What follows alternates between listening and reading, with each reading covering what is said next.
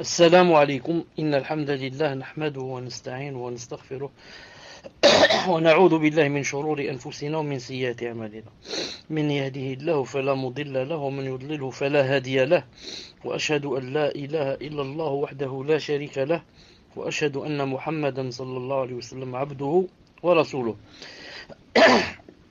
يا أيها الذين آمنوا اتقوا الله حق تقاته ولا تموتن إلا وأنتم مسلمون يا أيها الناس اتقوا ربكم الذي خلقكم من نفس واحدة وخلق منها زوجها وبث منهما رجالا كثيرا ونساء واتقوا الله الذي تساءلون به والأرحام إن الله كان عليكم رقيبا يا أيها الذين آمنوا اتقوا الله وقولوا قولا سديدا يصلح لكم أعمالكم ويغفر لكم ذنوبكم ومن يطع الله ورسوله فقد فاز فوزا عظيما ألا إن أصدق الكلام كلام الله وخير الهدي هدي محمد صلى الله عليه وسلم وشر الأمور محدثاتها وكل محدثة بدعة وكل بدعة ضلالة وكل ضلالة في النار حياكم الله عز وجل en cette soirée du mercredi 24 Rabi' al-Thani 1435 de l'Hégire correspondant au 26 février 2014 bi'idhnillah subhanahu wa ta'ala. Donc inshallah ta'ala on va résumer un peu, on va dire nous sommes au 5e chapitre. Le 5e chapitre, c'est ce que l'on doit croire à l'égard du messager, alayhi salam, de sa famille et de ses compagnons. Ce 5e chapitre contient des sous-chapitres. Premier sous-chapitre, l'obligation d'aimer le messager, alayhi salam, et de l'honorer, l'interdiction d'exagérer dans son éloge et la mise en évidence de son statut. Donc il y a trois choses. L'obligation de l'aimer, l'interdiction d'exagérer dans son éloge et la mise en évidence de son statut. Premièrement, alors petit a, on a vu l'obligation d'aimer le messager alayhi salam et de. Ensuite, 2, on a vu la prohibition et l'interdiction d'exagérer dans son éloge alayhi salam. Le dernier cours. Aujourd'hui, Inch'Allah Ta'ala, la mise en évidence de son statut, alayhi salam. La mise en évidence de son statut, alayhi salam. Cheikh Fawzan, Hafidallah Ta'ala dit,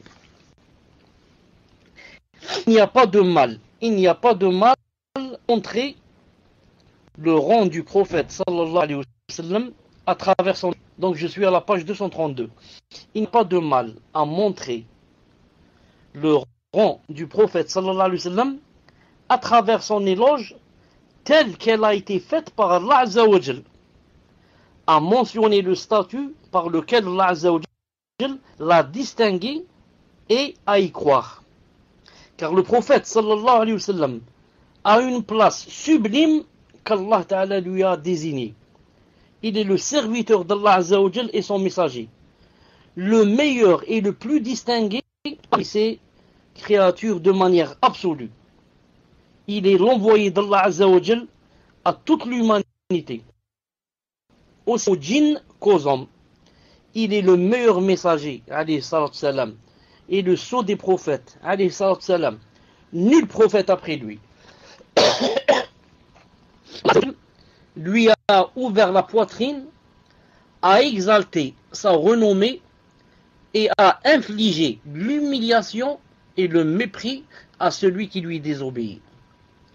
Il est celui à qui Allah Azza wa Jal a attribué la position de gloire dont il a dit, subhanahu wa Jal, dans le Coran,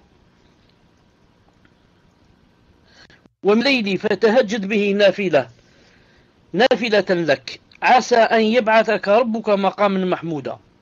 Il a dit, sallallahu alayhi wa sallam, Isra 79, et la nuit consacre une partie de la prière avant l'aube pour faire des salades surérogatoires, prière de la nuit. Pourquoi? Afin que ton Seigneur te ressuscite en une position de gloire. Maqam mahmouda. C'est pour ça, nous, quand on entend l'adhan, qu'est-ce qu'on dit? On dit comme le quand il termine, qu'est-ce qu'on dit?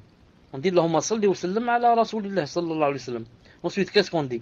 Allahumma rabba hadihi ad-da'wati at-tammati was-salati al-qa'imati ati Muhammadan al-wasilata wal-fadila. Et qu'est-ce qu'on dit? Wab'athu maqaman mahmoudan alladhi wa'adta. Position que que tu lui as promis. La position de gloire. C'est quoi cette position de gloire? C'est une position que seul le prophète a, pas les autres. C'est quoi entre autres, le plus important dans cette position de gloire, c'est Yom al-Qiyamah, lorsque Allah Ta'ala va nous ressusciter et que les gens vont avoir peur, vont avoir ceci, cela, et ils veulent quoi? Ils veulent que commence le jugement. Ce n'est pas les gens qui commandent, c'est Allah Ta'ala qui vient quand il veut. Alors là, ils vont dire, et allez voir Adam alayhi salam, peut-être qu'il peut intercéder pour que Allah Ta'ala vienne nous juger. Et ils vont aller voir Adam alayhi salam, il va les envoyer vers qui? Vers nous alayhi salam. Adam va dire, j'ai mangé de l'arbre, et on va voir Nuh. Nuh va dire, moi j'avais une da'wa, je l'ai dite. Ensuite ils vont voir, ils les envoyer vers Ibrahim alayhi salam. Il leur dit, moi j'ai menti 3 mensonges. Ibrahim alayhi salam va les envoyer vers c'est qui le 4e? Vers Isa alayhi salam. Isa alayhi salam va citer de péché, et va les envoyer vers Muhammad alayhi salam. Donc qui a cette position de gloire et qui va intercéder pour que vienne Allah subhanahu wa ta'ala pour le jugement. Et ensuite, il va intercéder pour certains gens qui n'allaient pas rentrer au paradis directement pour qu'ils rentrent, et d'autres qui sont rentrés en enfer pour qu'ils sortent. Et il va intercéder pour que les gens rentrent au paradis, et comme ça. C'est ça la position de gloire, bi'idnillahi ta'ala. Donc je répète le verset. Allah ta'ala lui a dit, et de la nuit, consacre une partie avant l'aube pour la prière de la nuit, afin que ton Seigneur te reste en une position de gloire avec moi. Allah Ta'ala lui dit, tu veux que je te ressuscite et je te donne la position de gloire. Mais attention, ce n'est pas en dormant. Il faut faire quelque chose. Hein. Il y a toujours les sabab. Qu'est-ce que tu fais? N'oublie pas de consacrer une partie de la nuit à prier. Ah, subhanallah al-azim. Ça, une chose.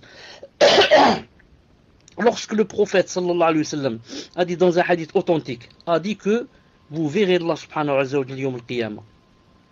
Vous le verrez. Naam. Ensuite, qu'est-ce qu'il a dit dans un hadith authentique?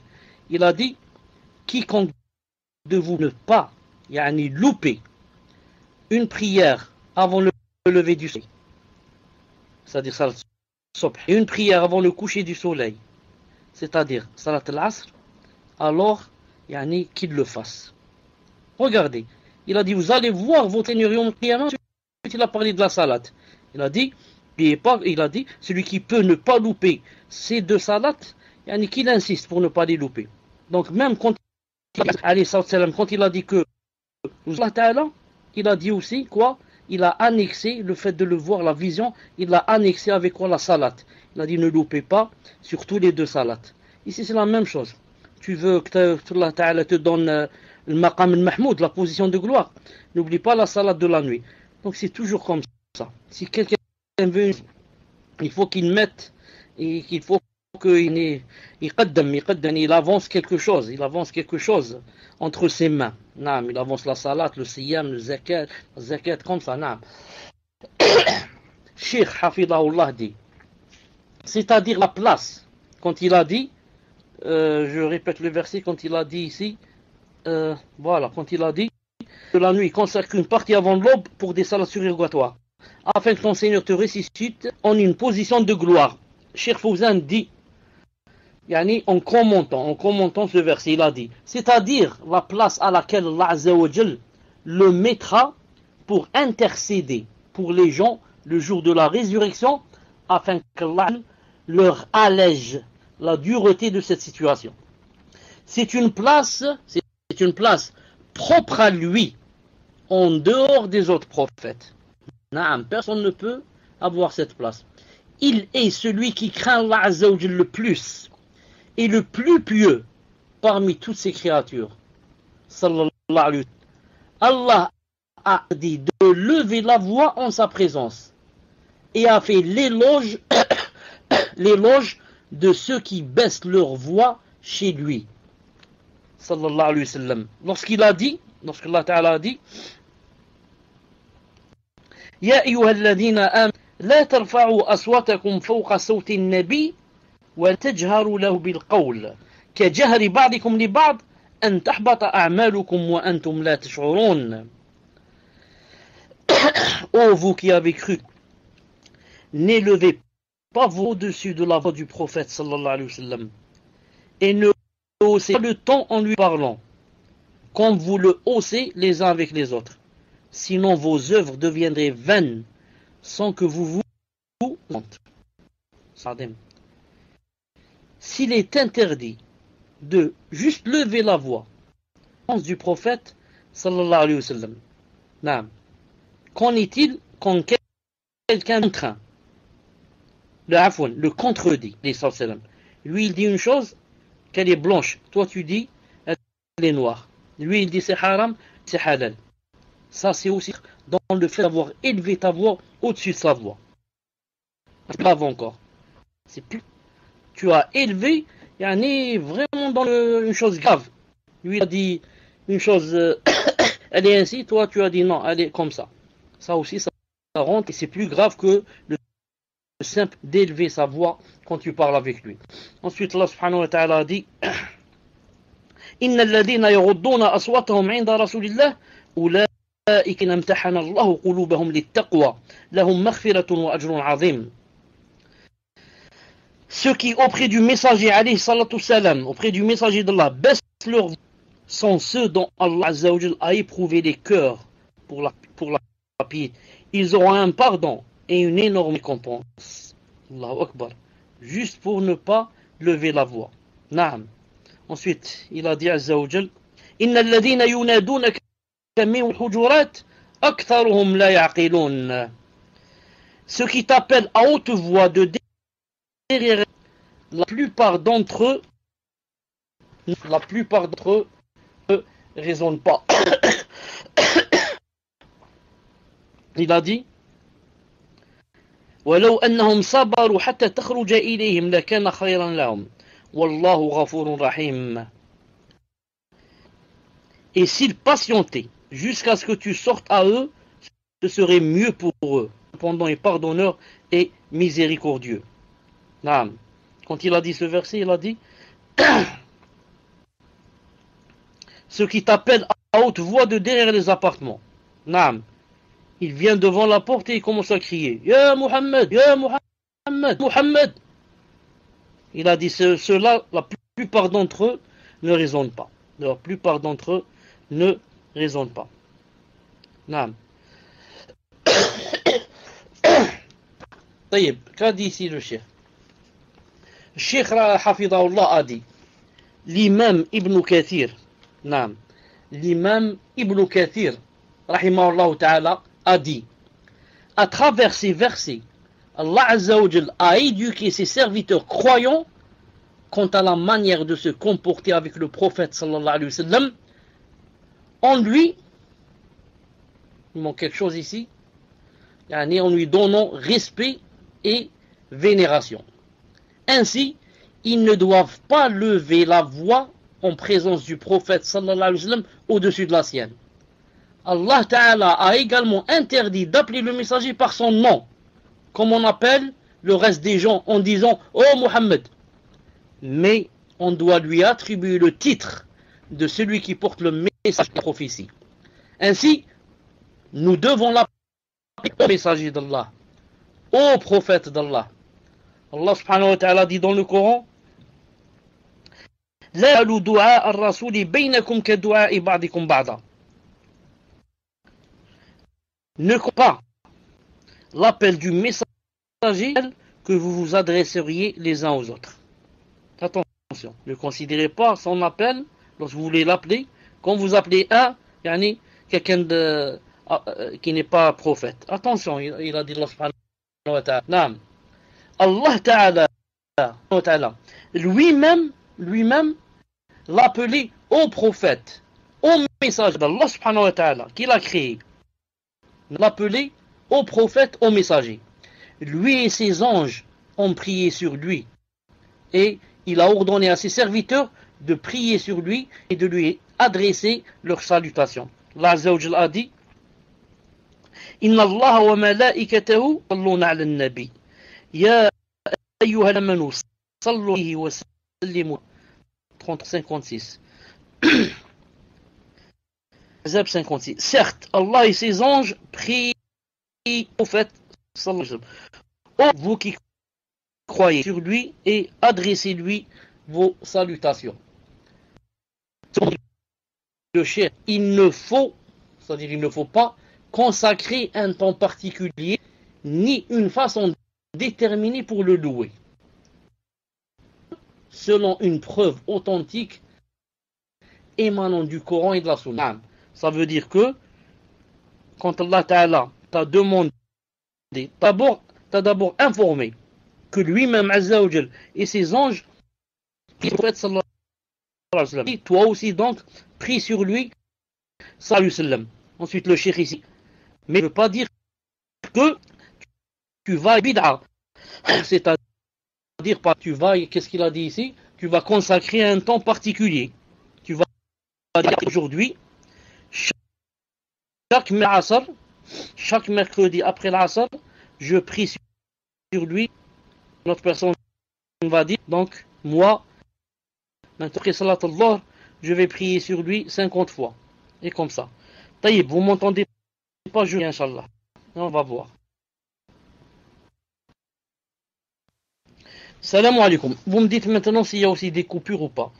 Je disais, lorsque Allah subhanahu wa ta'ala nous a enjoint de prier sur le prophète sallallahu alayhi wa sallam, ça ne veut pas dire que on va faire des bid'a. Comment on va faire des bid'a par exemple? Par exemple, quand on va consacrer un temps particulier pour faire la prière sur lui sallallahu alayhi wa sallam. Par exemple, je vais dire Aya, maintenant à partir d'aujourd'hui, chaque mercredi, après Salat al-Asr, je prie sur lui 50 fois. Une autre personne va dire chaque jeudi, après Salat al-Dhuhr, je prie sur lui 60 fois, ou la 100 fois, et comme ça. Ça, tu es rentré dans la bid'a. Pourquoi? Car tu as consacré un temps particulier, alors que Allah Ta'ala ne t'a pas. C'est toi qui as inventé un temps pour faire la prière sur le prophète sallallahu alayhi wa sallam. Alors que c'est pas comme ça. Non. Tu pries sur lui, ou bien quand tu entends son nom, ou bien comme ça, en général, sans consacrer un temps particulier. Et ça rentre aussi dans la bid'a de faire sur lui la salat, de prier sur lui alayhi salam, si quelqu'un par exemple va l'ajouter par exemple dans un endroit où il n'y a pas. Comme par exemple quelqu'un qui va faire le tashahhud, il va dire shahadu la ilaha illallah wa shahadu anna muhammadan abduhu wa rasuluhu. Il va ajouter par exemple sallallahu alayhi wa sallam. On va lui dire le prophète sallallahu alayhi wa sallam lui-même, sur lequel tu veux prier, lui-même quand il nous a appris le tashahhud, il n'a pas dit sallallahu alayhi wa sallam. Ou bien par exemple quelqu'un va l'ajouter dans le adhan. Allahu Akbar, shahadu la ilaha illallah, shahadu. Ensuite, shahadu anna Muhammadan Rasulullah sallallahu alayhi wa sallam. Dans le micro, il dit comme ça. Shahadu anna Muhammadan Rasulullah sallallahu alayhi wa sallam. On lui dit non, ça c'est bid'a. Naam. Le prophète alayhi salam nous a appris le adhan. Et quoi? Et ne nous a pas dit qu'il y avait sallallahu alayhi wa sallam après son nom. Vous avez compris? Donc, il ne faut pas inventer des choses. Il ne faut pas inventer des choses. Et bien sûr, certaines personnes, par exemple, ils peuvent te dire, les mubtadi'a, bien sûr, ils peuvent te dire, regarde, ceux-là n'aiment pas le prophète sallam. Pourquoi on l'aime pas? Ils ne veulent pas prier sur lui. Quand ils font adhan, par exemple, ils ne veulent pas prier sur lui. Et comme ça. Alors que ce sont eux, les mubtadi'a. Ensuite, il y a une chose aussi que j'ai remarqué par exemple, et sûrement que, je ne sais pas si vous l'avez remarqué, parce que vous ne parlez pas arabe, donc ça, il y a surtout chez ceux qui parlent arabe.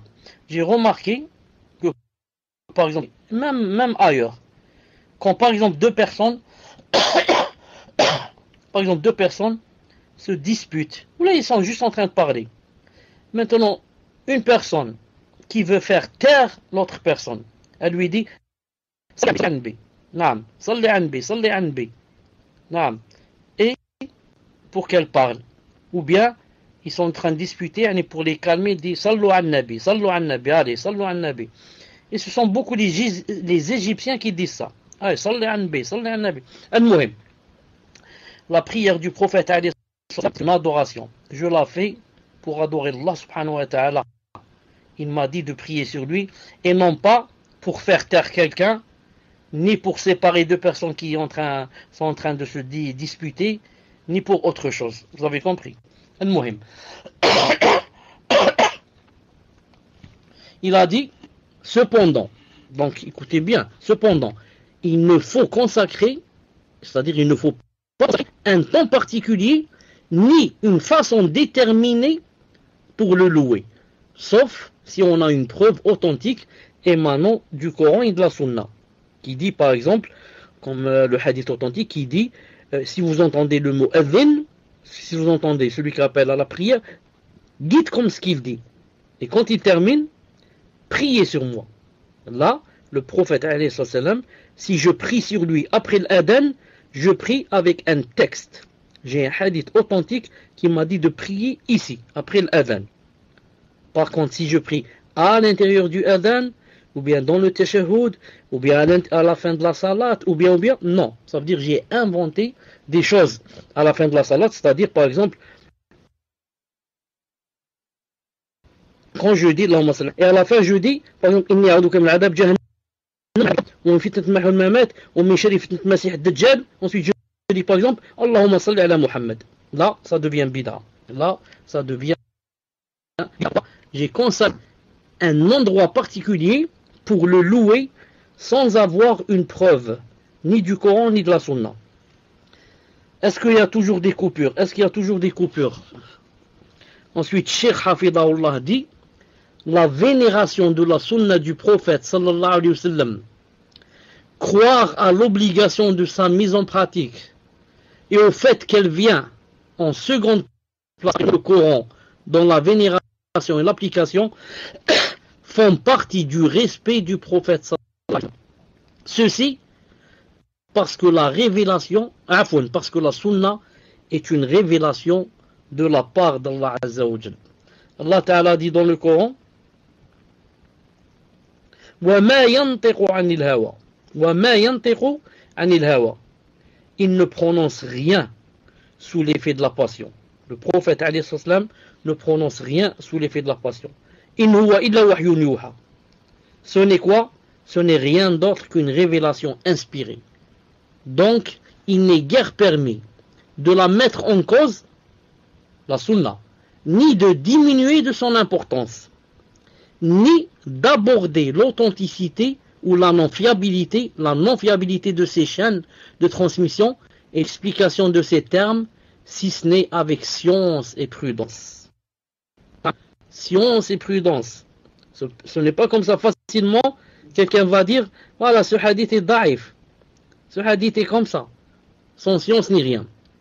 Écoutez ce que dit le cheikh, c'est avec quoi on va terminer. Hafidahullah ta'ala, il a dit, or, beaucoup d'ignorants de nos jours fouinent dans la sunna, et principalement certains jeunes, qui ne sont que dans les premières étapes de l'apprentissage. Ils se permettent de rendre authentiques ou bien faibles certains hadiths et de discréditer les rapporteurs du hadith sans connaissance. C'est la lecture des livres. Le cheikh dit, cela constitue un grand danger pour eux et pour toute la communauté. Par conséquent, ils doivent craindre Allah Azza wa Jal et s'en tenir à leurs limites. Naam. Comme une fois, quelqu'un, je l'ai entendu dans un vidéo, plutôt dans une vidéo, il parlait comme ça de la science, etc., le hadith, etc. Il a dit, quand quelqu'un une fois, naam, un jeune, il a dit peut-être 16 ans, peut-être 17 ans, et de surcroît, Ce jeune venait juste de faire la tauba. Peut-être une année, peut-être deux, peut-être trois. Là. Vraiment un débutant dans Talib. Il a dit, on lui a dit alors, la baisse, tu demandes la science. Il a dit, naam. Ensuite, ils sont arrivés au Cheikh Al-Albani, rahmallah. Il lui a dit, est-ce que tu profites des livres de Cheikh Al-Albani? Qu'est-ce qu'il a dit, ce jeune? Il a dit, non, Cheikh Al-Albani, متساهل في التضعيف أو في التصحيح. Il a dit, non, Cheikh Al-Albani, c'est quelqu'un qui facilite les choses. Vite, il dit hadith daif. Ou bien vite, il dit hadith sahih. C'est pas exactement ce qu'il a dit. Comme ça, tu dis, toi, Naam, tu as 16 ou 17 ans, peut-être tu n'as pas encore changé la dent de lait ou les dents de lait, et ensuite 2 ou 3 ans dans la tauba, tu parles de quelqu'un qui s'est enfermé une fois dans une bibliothèque, comment ça s'appelle, il est resté 40 ans enfermé, en train de lire des livres, ensuite il a commencé à faire celui à hadith sahih, hadith daif, et à corriger les sunan, etc. Tu dis de lui comme ça. Une montagne de science. Tu n'as pas honte. C'est pour ça que dans le livre qui s'appelle Hilyatu Talib al-Ilm, qu'a expliqué et commenté Cheikh Bakr Abou Zaid, rahimallahu ta'ala, qu'est-ce qu'il a dit à l'intérieur? Et bien sûr, revu par Cheikh Ben Uthaymin, rahimallahu, expliqué aussi par Cheikh Ben Uthaymin, rahimallahu. Qu'est-ce qu'il a dit? Il a dit, celui qui demande la science, Talib al-Ilm, ou bien Talabul Ilm, la demande de la science, la quête de la science, c'est 3 empans. Vous savez ce que c'est l'empan? L'empan, shibr, c'est la distance qu'il y a entre mon pouce et mon petit doigt, l'auriculaire, un empan. Il a dit, la quête de la science, c'est 3 empans. Quand tu es dans le premier empan, tu commences, il a dit, tu vas sentir en toi quoi? El-kibr. Tu vas sentir en toi l'orgueil. Eh, masha'Allah, moi je connais tout, classe. Moi je ne parle pas avec n'importe qui. Eh, moi j'ai commencé à étudier. Et tu parles avec moi, tu es fou, je connais déjà 5 ou 6 hadiths. Tu es fou, je connais 2 versets au Shbek. Oh, moi je suis le savant ici de cette ville. Il a dit c'est le premier empan. Quand quelqu'un est dans le premier empan, comme ça il ressent. Il a dit, ensuite le deuxième empan, il a dit la modestie. Quand tu rentres, tu avances encore dans l'ilm, tu es dans le deuxième empan, tu dis subhanallah al-azim. Maintenant je reconnais qu'il y a beaucoup de choses à apprendre. Hein? Tu deviens modeste. Tu ne parles que quand il faut parler. Il a dit, si tu persistes encore dans le ilm, demande la science, tu continues, tu rentres dans le troisième empan et le dernier. Il a dit, quand tu arrives à ce dernier empan, qu'est-ce que tu sens que tu es ignorant et que tu ne connais rien de la religion. Il a dit, à la fin, il a dit, attention que tu sois Ebashibr, attention que tu sois des gens du premier empan. Attention que tu sois des gens du premier empan. Juste ils ouvrent leurs yeux et autres livres, ils commencent à croire qu'ils sont devenus des savants. Voilà, Inch'Allah Ta'ala, pour le cours d'aujourd'hui. Beaucoup, beaucoup.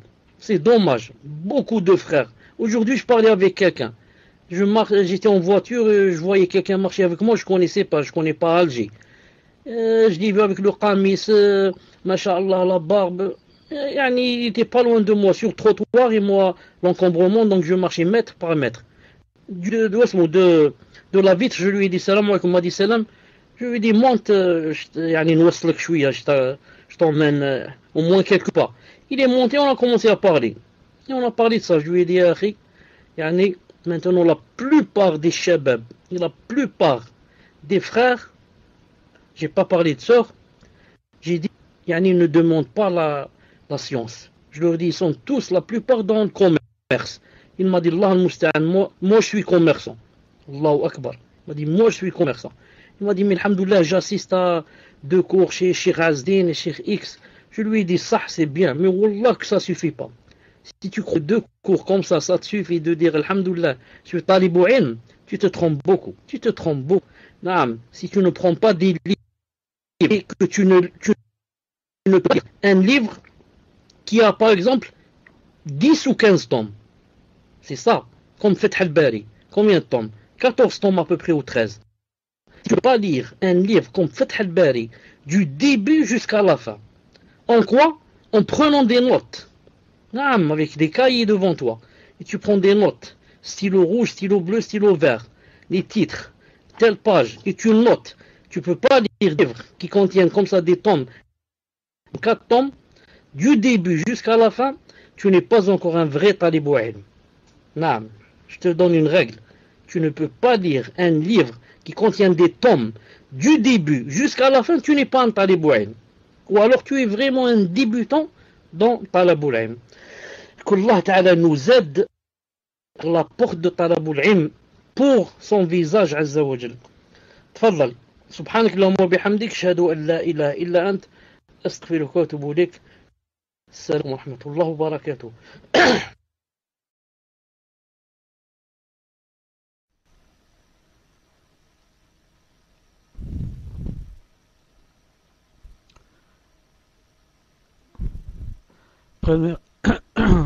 Alors, première question. Question d'une sœur. Assalamu alaikum wa rahmatullah, shir. Concernant le verset, le sens rapproché. Ô vous qui avez cru, n'élevez pas vos voix au-dessus de la voix du prophète, sallallahu alayhi wa sallam, et ne haussez pas le ton en lui parlant comme vous le haussez les uns avec les autres. Sinon vos œuvres deviendraient vaines sans que vous vous en rendiez compte. Quel est le sens de sinon vos œuvres deviendraient vaines? Cela s'applique-t-il aussi pour nous lorsque l'on entend un hadith récité et que l'on parle à haute voix? Jazakallahu khair. Tafadal Sheikh.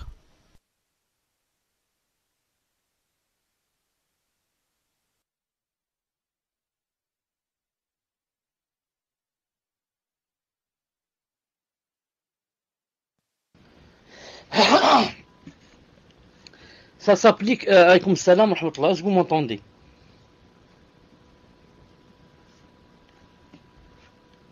Naam, est-ce que vous m'entendez? Alhamdulillah. Ça, quand quelqu'un par exemple nous dit le prophète alayhi salam a dit telle chose et toi yani, tu dis non, X a dit telle chose. Il te dit moi je te dis le prophète salam a dit cette chose. Toi tu dis non, telle et telle chose. Ou alors quelqu'un est en train de dire le prophète a dit cette chose et toi tu parles en même temps. Tu veux pas te taire pour écouter ce qu'a dit le prophète sallallahu alayhi wa sallam par exemple. Là tu as levé ta voix au-dessus de sa voix alayhi salam. Normalement quand lui il parle ou quelqu'un dit que le prophète a dit telle chose, tu te tais pour entendre ce qu'a dit le prophète sallallahu alayhi wa sallam. Ensuite je lui réponds. Là, je lui dis non, c'est pas comme ça, ce qu'il a voulu dire, ou bien le hadith est faible, ou bien. Non, ne parle pas en même temps, lui, yani personne, yani transmet du prophète sallallahu alayhi wa sallam.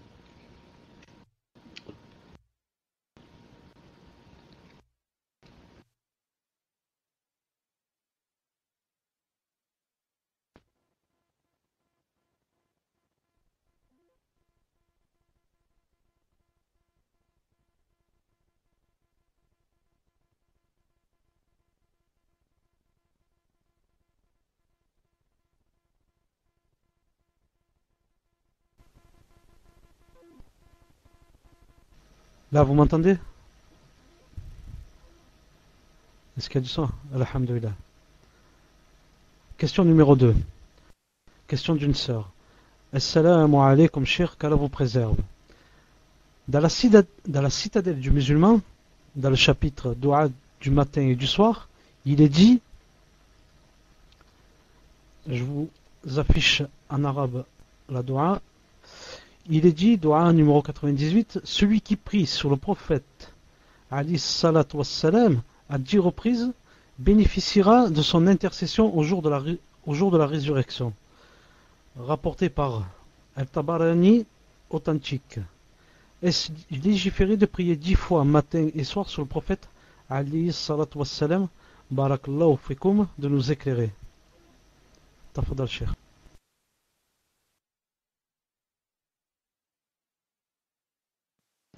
Salam alaikum, est-ce que vous m'entendez? Est-ce que vous m'entendez? Alhamdulillah. Je vais voir si ça ne vient pas du timer. Là.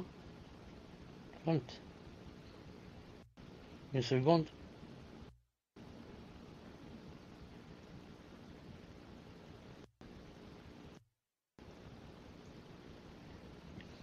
Taïeb, maintenant est-ce que vous m'entendez?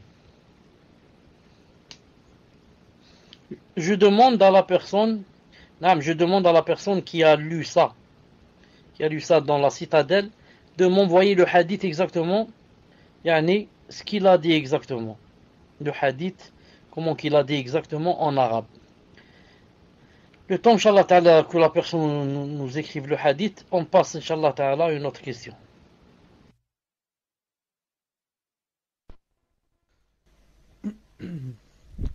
Troisième question. Cher, c'est une question sur Baylux. Question d'une sœur. Salam alaikum, cher. Est-ce que la base de la sunna est de prendre tout ce qui nous vient jusqu'à ce qu'il y ait une preuve que le hadith est faible ou forgé? Il arrive sur les réseaux sociaux qu'on transmette des hadiths qui sont fausses, qui sont faux. À cause de cela, je suis devenue très méfiante par rapport aux hadiths transmis. Devrions-nous les accepter jusqu'à ce qu'une preuve nous vienne? Qu'Allah vous récompense, cher.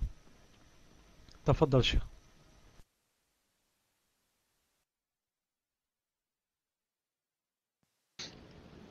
C'est le contraire, justement. C'est le contraire. Si le hadith n'est pas dans Sahih al-Bukhari,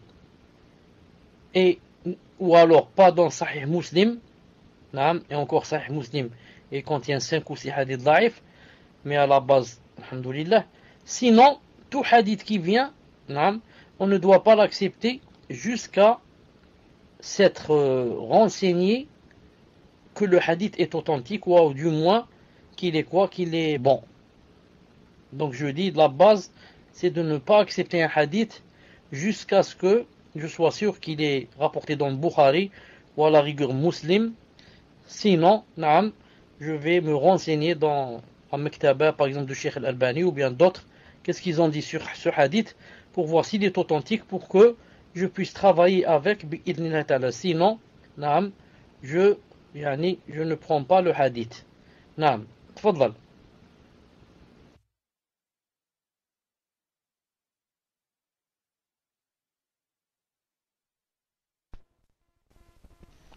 Question suivante, question d'un frère. Assalamu alaykum, cher. Barakallahu fikum pour le cours. Vous avez dit que le muezzin prie sur le prophète sallallahu alayhi wa sallam pendant l'Adhan. Alors ceci est une bid'a. Mais qu'en est-il du fidèle qui assiste à l'Adhan et qui dit sallallahu alayhi wa sallam? Quand le muezzin dit ashhadu anna Muhammadan Rasulullah, est-ce légiféré? Ou est-il préférable de se limiter de répéter ce que le muezzin dit?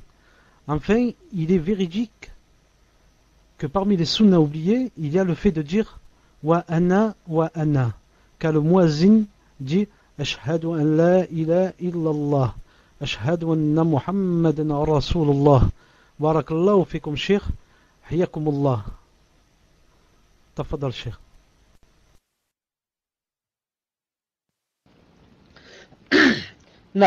On doit se suffire à ce qu'il y a dans la sunna. La sunna du prophète sallallahu alayhi wa sallam, dans ce hadith authentique, qu'est-ce qu'il a dit? Quand vous entendez le mot mu'adhin, dites comme il dit. Donc on ne doit rien ajouter. Quand le mu'adhin dit Allahu Akbar, tu dis toi Allahu Akbar, Allahu Akbar. Ensuite il dit Shahadu an la ilaha illallah, tu dis Shahadu an la ilaha illallah. Ensuite 2 fois. Ensuite il dit Shahadu anna Muhammadan Rasulullah, tu dis Ashhadu anna Muhammadan Rasulullah, sans dire sallallahu alayhi wa sallam. Naam, car tu dois te suffire à ce qu'a dit le prophète sallallahu alayhi wa sallam. Et naam, c'est aussi dans la sunna authentique que des fois, lorsque le mu'adlin dit Ashhadu an la ilaha illallah, au lieu de répéter, au lieu de dire Ashhadu an la ilaha illallah, tu dis wa ana, le hadith de Muawiyah, tu dis wa ana, et moi aussi. Ensuite il dit Ashhadu an la ilaha illallah, tu dis et moi aussi. Ashhadu anna Muhammadan Rasulullah, wa ana, et moi aussi. Ashhadu anna Muhammadan Rasulullah, et moi aussi. Reste que Cheikh Ibn Uthaymin rahimahullah a dit que c'est dans la sunna aussi de dire, lorsqu'il dit Ashhadu an la ilaha illallah, que tu dises ala al-fitra. Ala al-fitra. Naam. Malgré cela, le hadith est da'if, incha'Allah ta'ala. Naam. Dans la sunna authentique aussi, que lorsque le mu'adlin dit Allahu Akbar, tu dis Allahu Akbar, quand il arrive, il dit Ashhadu an la ilaha illallah, la première fois, il dit Ashhadu an la ilaha illallah, tu dis Raditu billahi rabban, wa bil islami dinan, wa Muhammadin alayhi salam nabiyya. Ça, c'est authentique, bi'idhnillahi ta'ala. Tfaddal.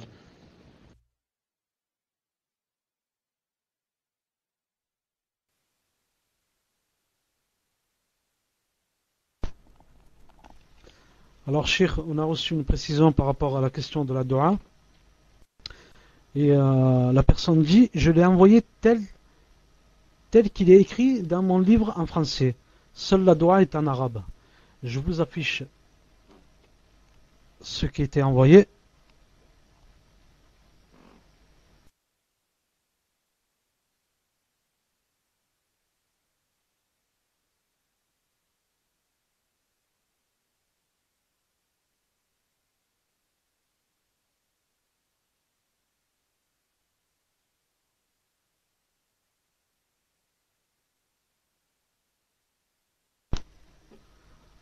Salam alaikum, est-ce qu'on m'a entendu parler?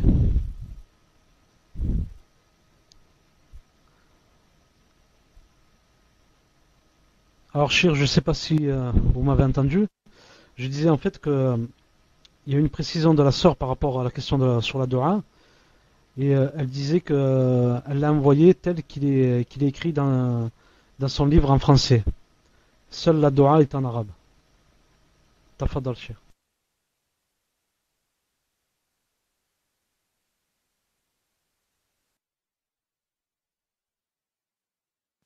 Naam, je t'entends, Fawzi. Vous m'entendez? Une seconde, je suis en train de chercher. Je suis en train de chercher le hadith pour être sûr que il n'a pas ajouté un moment spécial ou bien qu'il a dit 10 fois et que la personne, il est possible que le hadith dise que prie sur moi, Allah Ta'ala prie sur lui 10 fois et que l'autre ait compris par exemple qu'il faut prier sur moi 10 fois. C'est pour ça que je voudrais être sûr, je cherche quelques instants, Inch'Allah Ta'ala. Et je vais mettre pause.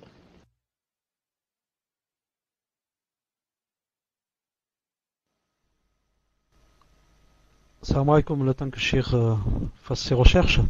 Je rappelle que les questions sur le cours sont à poser, ou plutôt, il faudrait lever la main dans le salon J'apprends l'islam sur la voie bis. Et c'est le frère Toufiq. Naam, Cheikh.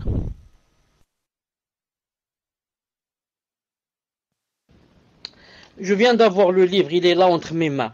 Est-ce que c'est possible de me dire c'est dans quel chapitre? Dans quel chapitre?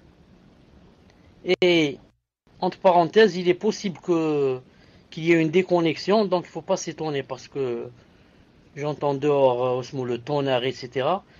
En principe, quand c'est comme ça, il n'y a plus d'électricité, donc il ne faut pas s'étonner. Non. Taïeb.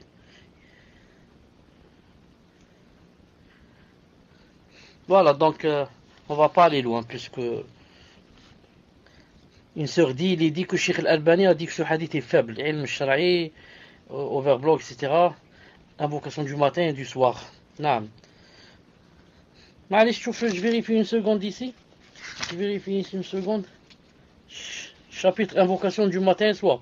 Page 72. Bon, pas 72, peut-être il n'est pas en arabe. Hein. 72. 72.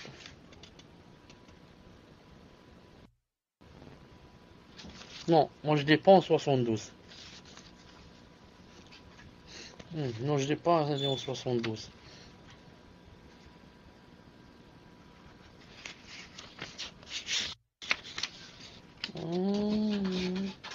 Chut.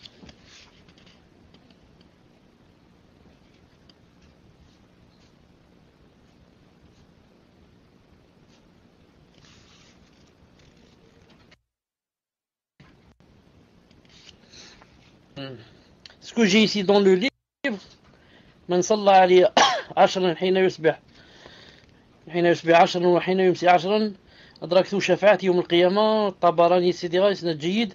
Ensuite il a dit ici regarde Sahih Targhib ou Tarhib de Sheikh Al-Albani. Donc d'après lui, d'après celui qui a Al-Qahtani, que Al-Albani a authentifié ce hadith d'après lui. C'est pour cela que ça demande vérification. Hein. Maintenant je vais voir dans Sahih Targhib. Une seconde, je vais voir dans Sahih Targhib. Je vais voir dans Sahih Targhib. Targhib.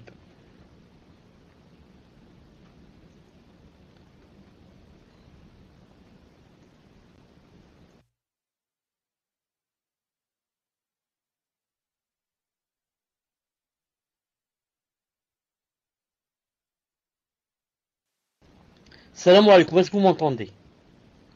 Est-ce que vous m'entendez?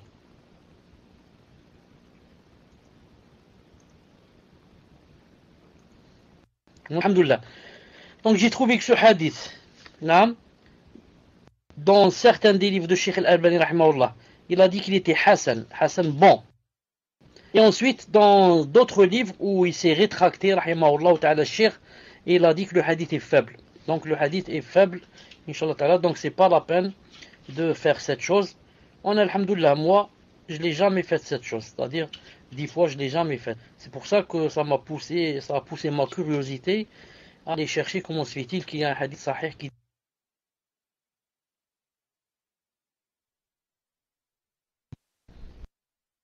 Donc, c'est faible. Tfadla, Inch'Allah, pour une autre question.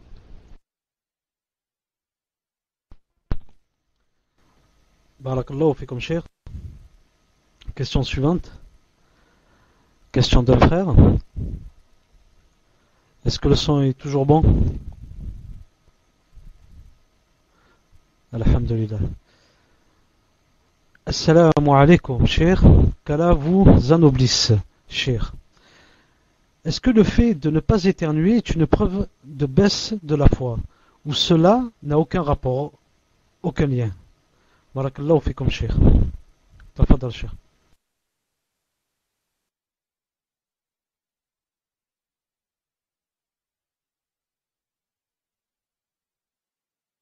Afoun, je n'ai pas entendu la question.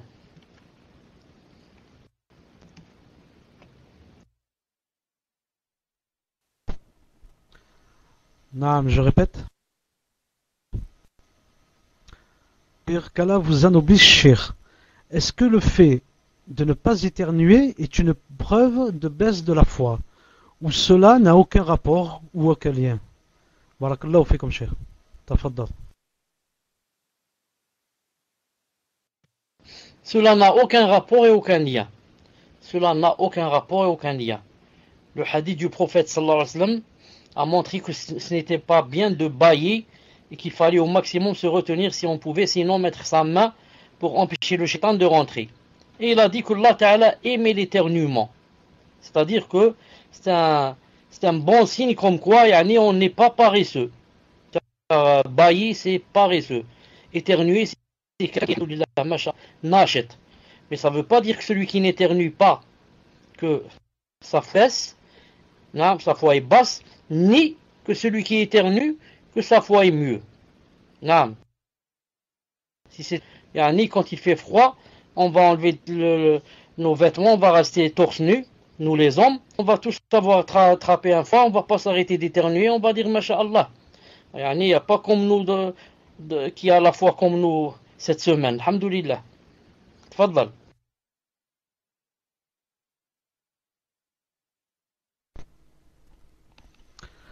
Question suivante. Question d'une sœur. Qu'Allah Ta'ala vous récompense pour ce cours très enrichissant. Alhamdulillah. Est-ce que le fait de prier sur le prophète sallallahu alayhi wa sallam avant et après une dua est légiféré dans la prosternation ou après le tashahhud final ou après le tashahhud final, car j'ai lu que parmi les causes de l'exaucement de la dua, il y a le fait de prier sur le prophète alayhi salatu wassalam avant et après une dua. Jazakumullahu khairan. Tafadal Cheikh.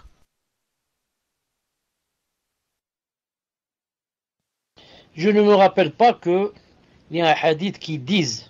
Quand je dis je me rappelle pas, ça veut dire que c'est pas qu'il y en a pas. Moi je me rappelle pas. Qui disent que, pour que Allah Ta'ala accepte un doigt avant et après.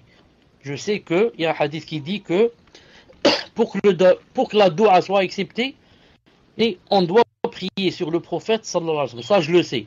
Mais avant et après, je me rappelle pas. Al-Muhim. Quant à dans le tashahhud, à la fin du tashahhud, ce n'est pas légiféré de dire le tashahhud en disant Allahumma salli wa sallam ala rasulillah. Parce que tu l'as déjà fait. Tu as dit Allahumma salli ala Muhammad wa ala ali Muhammad. Kama sallayta ala Ibrahim wa ala ali Ibrahim, innaka hamidun majid. Pour ceux qui disent innaka hamidun majid. Allahumma barik ala Muhammad wa ala ali Muhammad. Donc c'est pas la peine de réajouter Allahumma salli à la fin. Al-Muhim. Quant à dans la prosternation, j'ai demandé une fois un homme de science. Je lui ai dit, est-ce qu'il y a un hadith qui dit que la doua n'est pas acceptée s'il n'y a pas la salat du prophète sallallahu alayhi wa sallam? En fait, puisque le meilleur moment où on doit poser des doigts, c'est le sujoud, c'est la prosternation. Alors comment je fais? Dans la prosternation, Allahumma salli wa sallam ala rasulillah, je fais la doua. Cet homme de science m'a répondu, il m'a dit non. Il m'a dit car suivre la sunna est mieux. Et la sunna, c'est que le prophète sallallahu alayhi wa sallam, jamais dans ce qu'il disait dans les sujouds, jamais on a appris que il commençait ou là il finissait par la prophète, par la salat sur lui sallallahu alayhi wa sallam.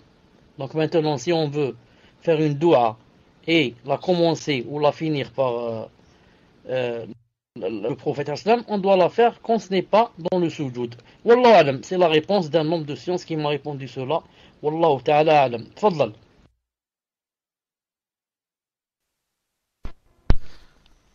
Barakallahu fikum Cheikh.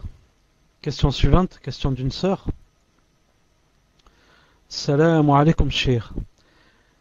Les prophètes sont-ils dans leur tombe à prier, comme l'a fait Moïse, ou sont-ils dans les cieux?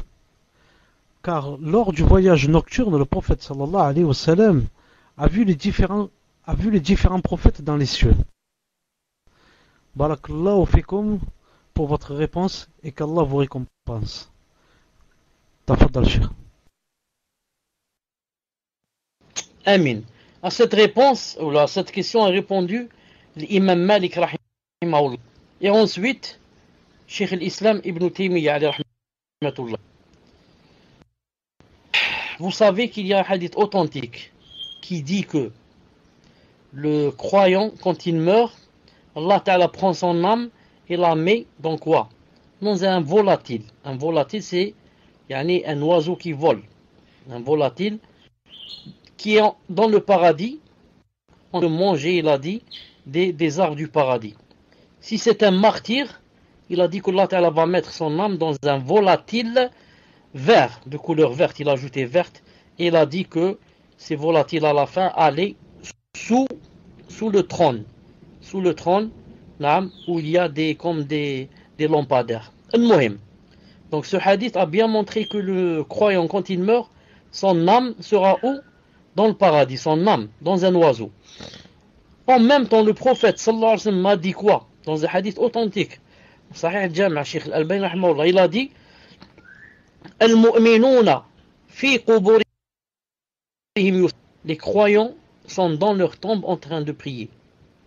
Et le prophète, quand il a fait Isra al-Mi'raj, il a dit, je suis passé devant la tombe de Moussa alayhi salam, je l'ai vu dans sa tombe en train de prier. Taïb. Donc, d'un côté, son âme, il a dit, l'âme du croyant, du martyr, elle est quoi? Dans le paradis. Si l'âme du martyr et du croyant est dans le paradis, dans le volatile, l'âme du prophète, c'est par prédominance qu'elle est aussi dans le paradis. Sinon, c'est impossible que mon âme soit dans le paradis et pas celle du prophète.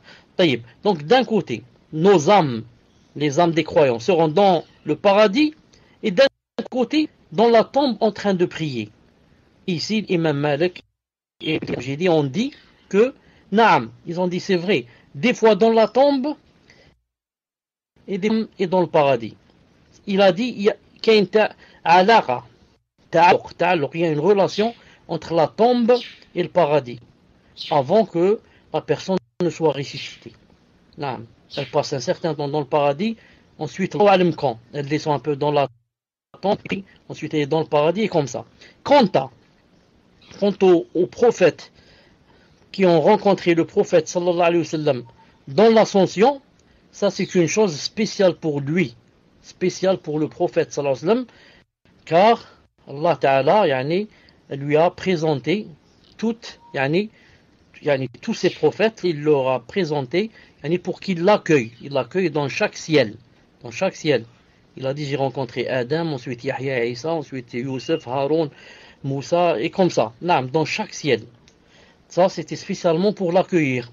Comme Allah Ta'ala fait descendre aussi les prophètes et les messagers pour derrière le prophète sallallahu alayhi wa sallam. Prier derrière le prophète sallallahu alayhi wa sallam avant de faire l'ascension.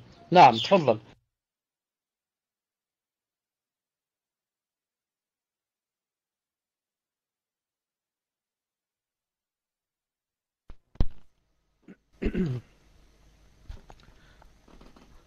Question suivante, question d'une sœur. Est-ce que vous m'entendez? Est-ce qu'il y a du son? Alhamdulillah. Assalamu alaykum, Cheikh. Barakallahu fikum pour ce cours. Voici ma question. Comment concilier entre le fait de dire que le prophète Mohammed sallallahu alayhi wa sallam soit le meilleur des messagers et le verset 285 de la sourate Al-Baqarah, nous ne faisons aucune distinction entre ces messagers. Barakallahu fikum, Cheikh, de m'éclairer. Tafaddal, Cheikh.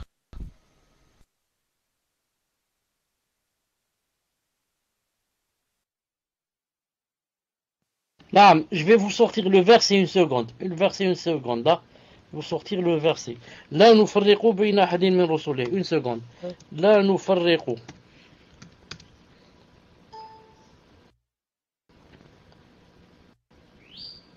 نعم قل آمن بالله وما أنزل علينا وما أنزل على إبراهيم وإسماعيل والنبي لا نفرق بين أحد منهم ونحن له مسلمون. Il parle de ce verset? Je crois pas qu'il parle de ce verset. Hein? Une seconde. Je parle pas qu'il parle de ce verset. Il parle de ce verset. Voilà, de celui-là. آمن الرسول بما أنزل إليه من ربه والمؤمنون كل آمن بالله وملائكته وكتبه ورسله لا نفرق بين أحد منهم وقالوا سمعنا وأطعنا غفرانك ربنا وإليك المصير. Voilà, c'est-à-dire en français.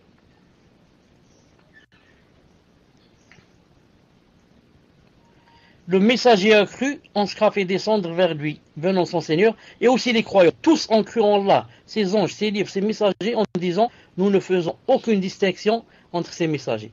Donc, la personne a dit, comment est-il d'un côté Allah Ta'ala dit que nous ne faisons aucune distinction entre ces messagers, et de l'autre que le prophète est la meilleure créature, le meilleur des prophètes. La réponse très claire. Nous ne faisons aucune distinction dans le fait de croire en tous ces messagers.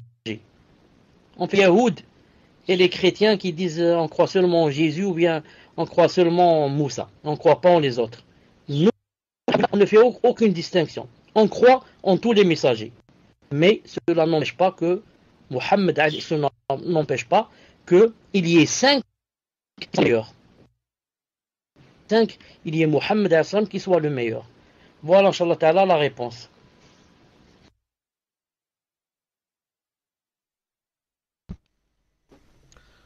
Barakallahu fikum, cher. J'attends la prochaine question. Tawfiq, si tu veux bien me l'envoyer. Barakallahu fikum, je viens juste de recevoir. Elle est un peu longue. Khair, Inch'Allah. Question suivante. Question d'une sœur.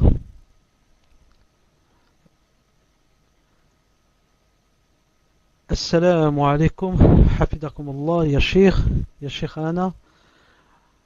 À la fin du cours, vous avez parlé des 3 messages du Talib al-Ilm. Donc des 3 empans. Je n'ai pas entendu le 3e. En ce qui concerne le 2e empan, qui est la modestie, il m'arrive souvent, lors des assises, avec des sœurs, que je parle beaucoup. Non pas parce que je le désire, mais parce que je n'ai pas le choix. Car les sœurs vont ouvrir un sujet, par exemple, sur le qadar. Et dans l'assise, il va y avoir des sœurs converties ou nouvelles dans le din. Et donc je suis obligé d'essayer de corriger des paroles qui peuvent induire en erreur et mettre des shubuhat. Alors que je ne suis pas non plus Talib al-Ilm. Et donc je me reproche souvent de trop parler lors d'assises. Que pouvez-vous me conseiller, ya Sheikh? Jazakumullahu khairan. Assalamu alaikum. Tafaddal, Sheikh.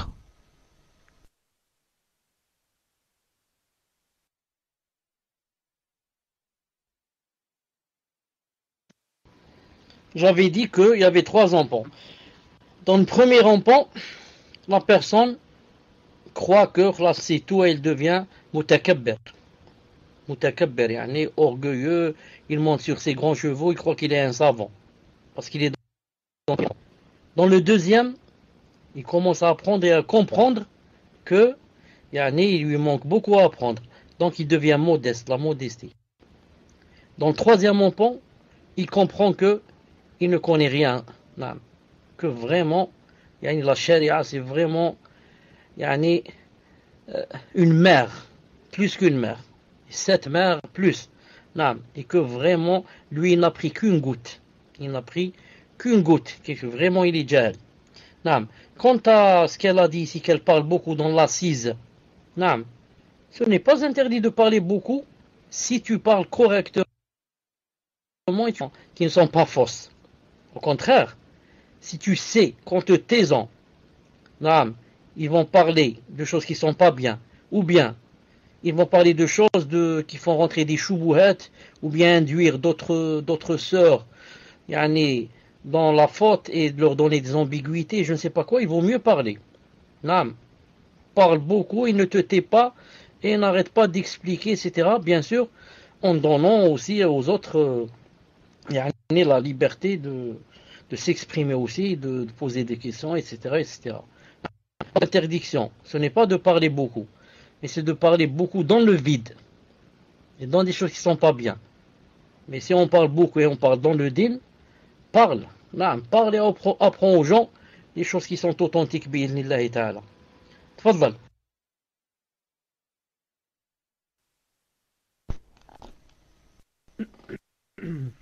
Barakallahu fikum, Cheikh.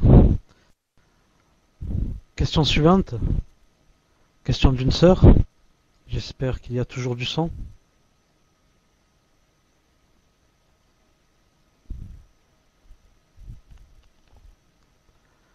Alhamdulillah. Assalamu alaikum wa rahmatullah. Ma question porte sur un cours précédent. Ma grand-mère vient de décéder il y a quelques jours. 3 jours après le décès, la famille est partie au cimetière pour lire du Coran. Le Coran a été lu par un groupe d'imams, à qui on donne de l'argent quand ils terminent. La famille amène aussi de la nourriture qui est distribué aux pauvres près du cimetière. Le 40e jour, un repas est fait à la maison avec la niya que c'est une sadaqa pour le défunt. Et des imams viennent pour réciter le Coran en groupe. Suite au décès, ma mère a eu beaucoup de visites. Certaines femmes lui ont donné de l'argent. J'aimerais savoir si tout ceci est légiféré et si ma grand-mère peut être châtiée à cause de tout ça. Qu'Allah vous récompense grandement, Shir, ainsi que les admins. Amin.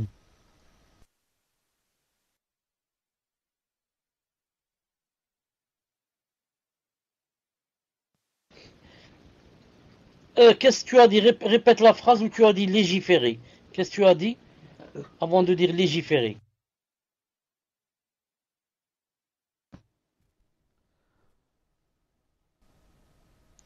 Certaines femmes lui donnent de l'argent. J'aimerais savoir si tout ceci est légiféré.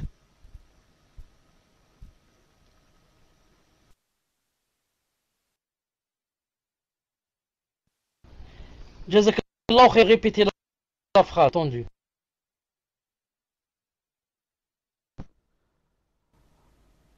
Le 40e jour, un repas est fait à la maison avec la niya que c'est une sadaqa pour le défunt. Et des imams viennent pour réciter le Coran en groupe. Suite au décès, ma mère a eu beaucoup de visites. Certaines femmes lui ont donné de l'argent. J'aimerais savoir si tout ceci est légiféré et si ma grand-mère peut être châtiée à cause de tout ça. Tafadal Cheikh.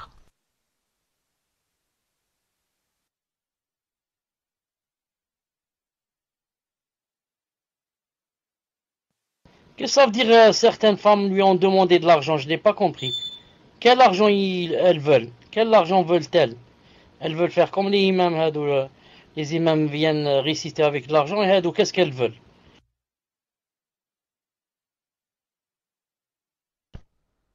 Non, Cheikh, en fait, ces femmes lui ont donné de l'argent.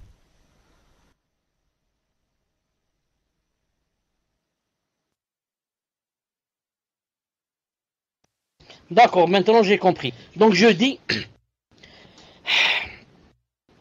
tout ce qui se passe dans le 3e jour ou le 40e jour, ce sont des bid'ah. Des bid'ah qui font rentrer la personne en enfer si elle ne fait pas le repentir. Tous ces imams qui sont venus réciter le Coran est contre eux. Comme a dit le prophète, il a dit le Coran, il est pour toi ou contre toi. Cela, le Coran sera contre Yawm al-Qiyamah. C'est le Coran qui les fera rentrer en enfer s'ils ne font pas ta'ala. Et l'argent qu'ils ont pris, c'est du feu qu'ils vont manger dans leur ventre. En fait, avec cet argent, ils vont acheter des choses, peut-être manger des choses, ils vont manger du feu. S'ils achètent des habits, ils vont s'habiller de feu, pour avoir pris cet argent. Quant à la famille qui a fait cette assise pour donner aux gens à manger et préparer ça, tous ceux qui ont fait l'assise et ont participé pour cette assise, auront des péchés et ont des péchés. Et s'ils ne font pas le repentir, il y a un châtiment qui les attend, bi'idhnillahi ta'ala. Reste la dernière question. Ma grand-mère peut être châtiée à cause de tout ça? La réponse est simple.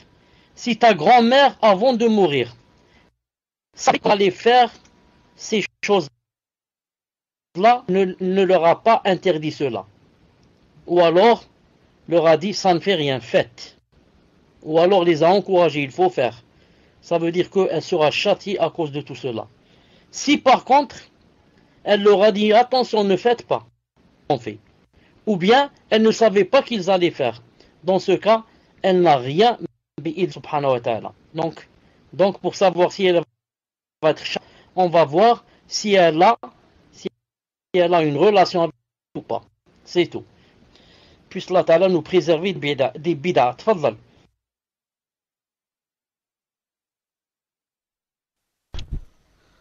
Barakallahu fikum, Cheikh. Je vais poser une question sur Belux. Question d'un frère. Assalamu alaikum, Cheikh. Question en rapport avec le dars précédent. Ma question se reporte au dire du prophète sallallahu alayhi wa sallam.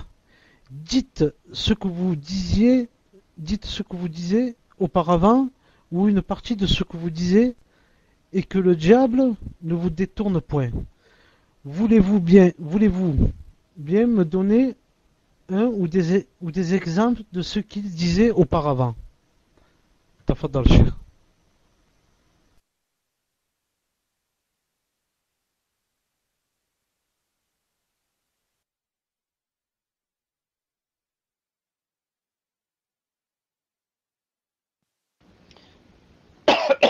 Je ne sais pas exactement ce qu'il disait. Non, je ne sais pas exactement ce qu'il disait, mais ce que je sais, c'est que il disait yani, quelque chose qui n'était pas contraire à la charia.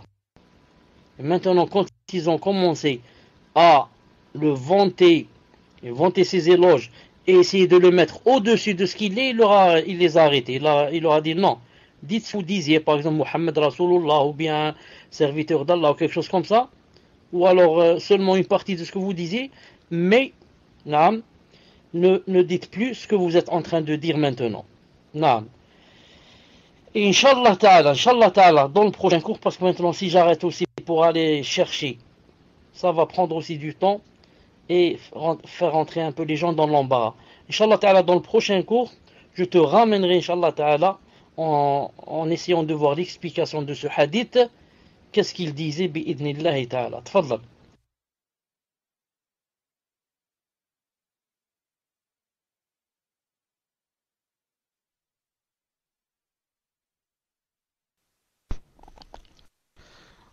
Barakallahu fikum, Cheikh. Subhanallah, la question qui a été posée, là, que je viens juste de poser, a été, a été même sur Partak. Subhanallah. Question suivante, question d'un frère ou une sœur, Allahu alam. Assalamu alaikum, Assalamu alaikum, Cheikh, qu'Allah vous récompense en bien, ici-bas et dans l'au-delà, ainsi qu'à tous ceux qui sont présents. Amin. Concernant le fait d'élever la voix sur le prophète, sallallahu alayhi wa sallam, si on entend un hadith sur lui et que des gens parlent pendant la récitation, ou la citation plutôt, excusez-moi, pendant la citation du hadith, cela est considéré comme élevé, cela est-il, plutôt, il manque un mot, cela est-il considéré comme élever la voix sur le prophète Mohammed, sallallahu alayhi wa sallam. Barakallahu fikum, Cheikh. Tafaddal, Cheikh.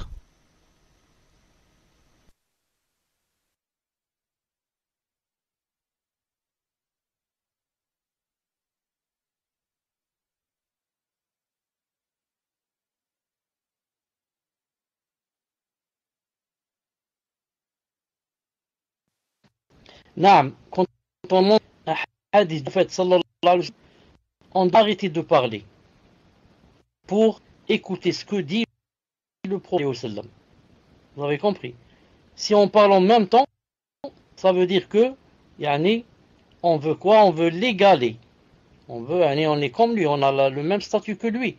Si maintenant tu lèves la voix plus que lui, pour qu'on t'entende toi et pas lui, alors là vraiment tu as élevé la voix, yani ta voix contre sa voix. C'est vraiment très grave.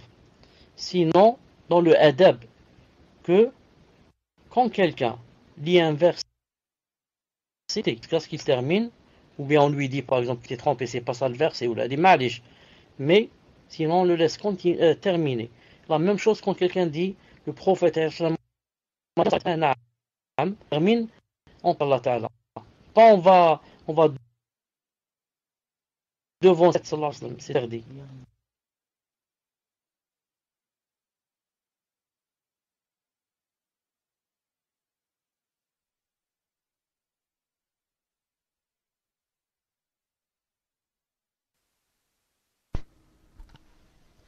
Je pense que vous avez terminé, Cheikh, car on n'a pas entendu la fin. Et Tawfiq, Inch'Allah, j'attends la prochaine question. Barakallahu fik. Question suivante, question d'un frère. voudrais savoir si le jour du jugement, même les prophètes, les pieux et ceux qui ont oublié Allah vont fuir de leur famille les uns les autres. Tafadal Cheikh.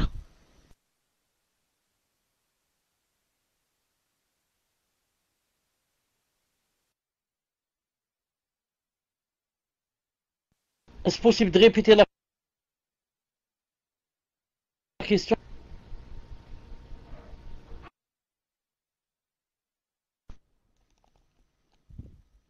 Barakallahu fikum, Cheikh. Question d'un frère. Je voudrais savoir si le jour du jugement.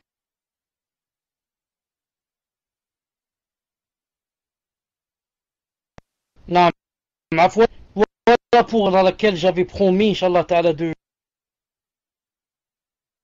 lui rendre. Voilà, le hadith, فقال بقولكم. Dites, يعني ce que vous disiez, ou un peu de ce que vous disiez. يريد قولوا,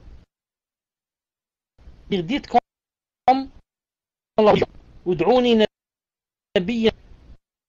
Dites au messager, prophète. Allah Azza wa Jal. Le prophète,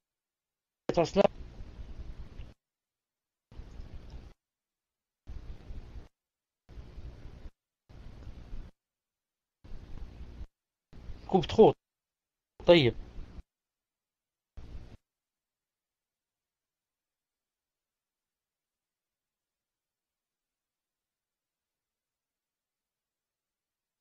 Maintenant, est-ce que vous m'entendez? Est-ce que vous m'entendez? Est-ce que vous m'entendez? Alhamdulillah. Est-ce que ça coupe trop? Coupe trop? Là, c'est audible. D'accord. Je sors, Inch'Allah Ta'ala, et je reviens.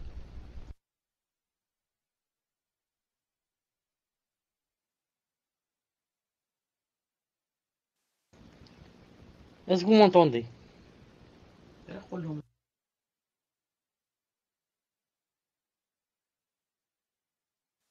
Non, je disais que voilà la réponse, il a dit, dites de ce que vous disiez, ou là, d'une part de ce que vous disiez, c'est comme j'ai dit tout à l'heure, c'est-à-dire dites au Mohammed ou là au Ya Rasulullah, comme Allah Ta'ala m'a appelé dans le Coran, lorsqu'il a dit Ayyuhan Nabi, Ayyuhan Rasul, il a dit, la tusammouni sayyidan, ne m'appelez pas le maître, comme font, comme vous le faites avec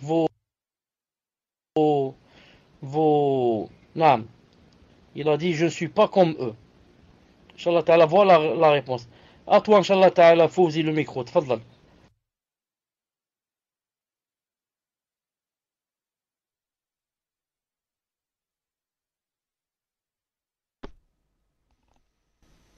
Question suivante.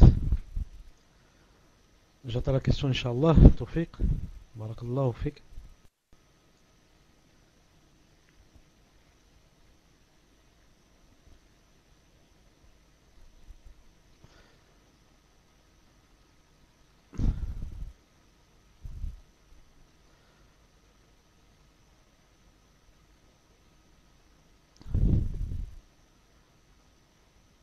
Alors, attendez. Voilà. Afwan, cher, hein. Désolé.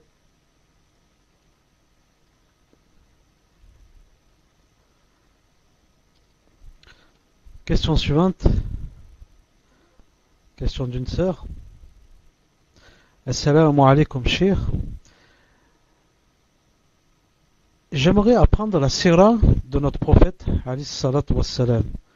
J'ai vu sur le site La Voix droite une série d'audios du frère Kamel Abou Abdelrahman. Je ne trouve rien sur la biographie de ce prêcheur, mais il est dit qu'il est salafi.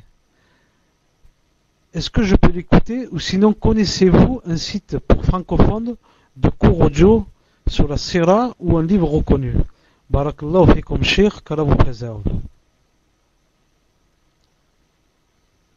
Tafadal Cheikh. Confirme-moi si la personne a dit Kamel Abdurrahman ou bien a dit Mahdi Abou Abdurrahman. Qu'est-ce qu'elle a dit?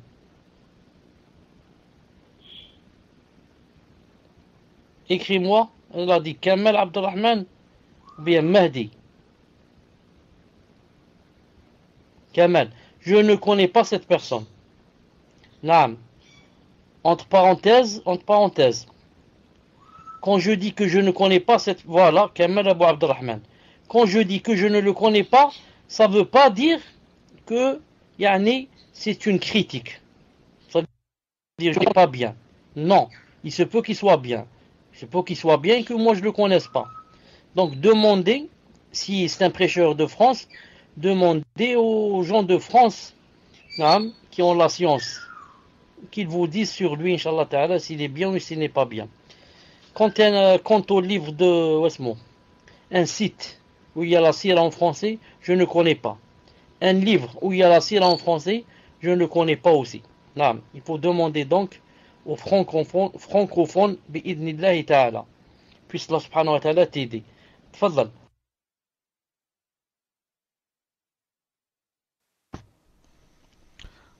Barakallahu fikum, Cheikh.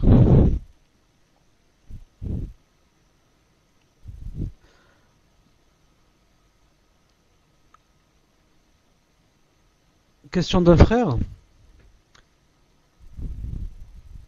Question d'un frère. Je voudrais savoir si le jour du jugement, même les prophètes, les pieux, et ceux qui ont obéi à Allah vont fuir de leur famille les uns et les autres. Barakallahu fikum, Cheikh. Tafaddal.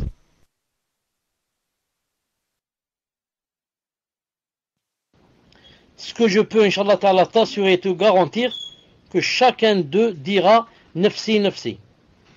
S'il dit nafsi nafsi, ça veut dire que il veut sauver sa peau. Naam. Il ne veut aucune autre personne. Il cherche à se sauver lui-même. Chaque personne dira mon âme, mon âme. Même les prophètes. Nafsi nafsi. Allahumma sallim, Allahumma sallim. Allahumma sallim. Naam. Donc, je pense, Wallahu Ta'ala alam, que c'est général bi'idnillahi ta'ala. Tfadlal.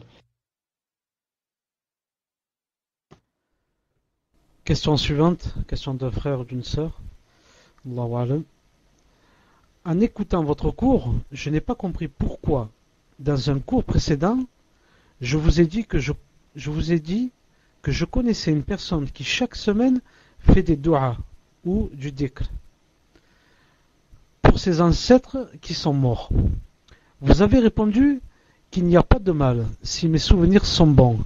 Alors pourquoi ne pourrait-on pas le faire pour le prophète, que la paix et la bénédiction soient sur lui?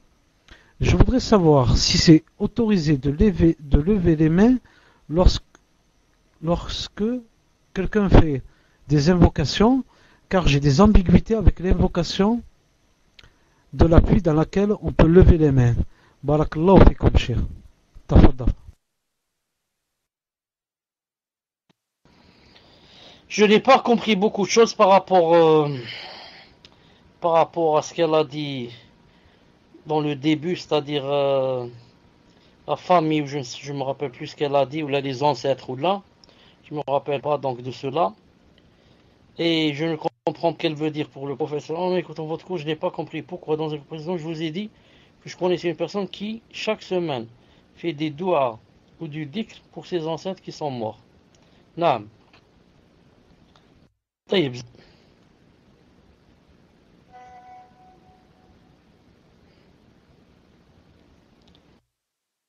Jusque-là, Z, il n'y a rien jusque-là. Chaque semaine, ou là, une fois par semaine, vous avez répondu qu'il n'y avait pas de mal. Si mes sont bons, pourquoi ne pourrait-on pas le faire pour le prophète? Que la paix et bénédiction soient sur lui. Non. Donc peut-être qu'il y a eu un malentendu pour la fois passée. Car, je voudrais savoir si vous autorisez de lever les mains avec l'invocation de la pluie, dans laquelle on peut lever les mains. Pour Westmore, pour la première question, une personne qui fait, chaque semaine fait des doigts ou du dhikr pour ses ancêtres qui sont morts. Là, peut-être que la fois passée, je n'ai pas bien compris la question. Quand elle a dit chaque semaine elle fait, moi j'ai compris que, par exemple, chaque semaine, Elle n'a pas un jour spécial. Par exemple, aujourd'hui, je fais des doigts pour mes parents, ou mes ancêtres. Ensuite, dans 3-4 jours, je fais des doigts pour mes ancêtres.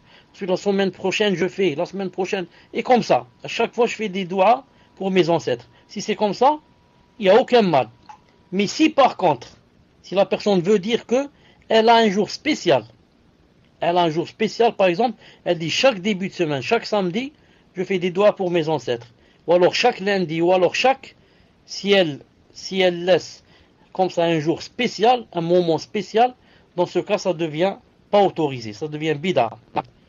Mais si à chaque fois, comme ça, chaque semaine, il n'y a aucun problème, billah, mais en général, elle ne fixe pas un jour spécial.